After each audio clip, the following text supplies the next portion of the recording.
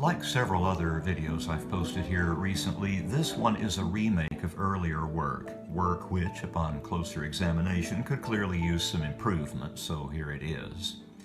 My personal interest in Debussy's music goes beyond the enjoyment I get from it. The position I currently hold at my academic institution is such that my primary focus has of necessity shifted to what might be termed musical modernism. Essentially all the new directions that serious art music took starting at about the turn of the 20th century.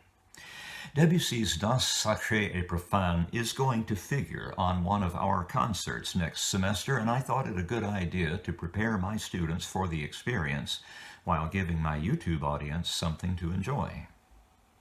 Much of the music of the early 20th century could be described as post-romantic, and in the great classical romantic dialectic that seems to have shaped musical movements for centuries, this represents a neoclassical thrust. That is certainly the case with the lovely offering that I have for you here today.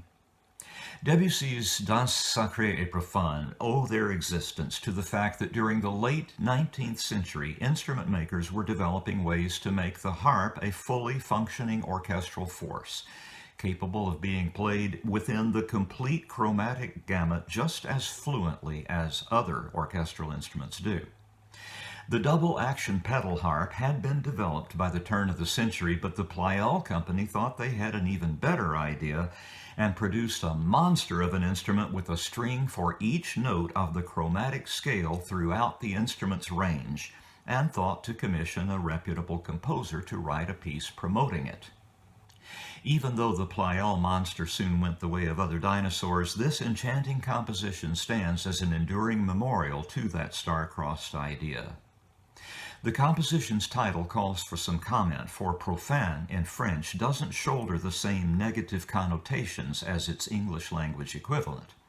In Debussy's language, the word stands for the earthy and sensual as opposed to the aloof and high-minded. The composition is organized in the two large sections suggested by the title, with the sacred dance evoking the high spirituality of the medieval world, with its musical parallelisms and modal counterpoint. The opening dance includes a B section whose whole tone accompaniment lends it a disembodied sound, rather appropriate, I suppose, for a meditation upon ethereal verities. The Danse Profane is a rondo with a Lydian-flavored waltz-like refrain, somewhat Iberian in its overtones, appearances of which are set apart by contrasting episodes of a more contemplative character. The writing is just superb throughout. Only a composer with a thorough knowledge of the instrument he was attempting to write for could have achieved such a masterpiece in miniature. The beautiful performance you will hear is by harpist Anneleen Lenaerts with the Brussels Philharmonic, conducted by Michel Tabachnik. I think you might enjoy watching these artists as they play this music, so I'll link you to a video of the performance in the description below.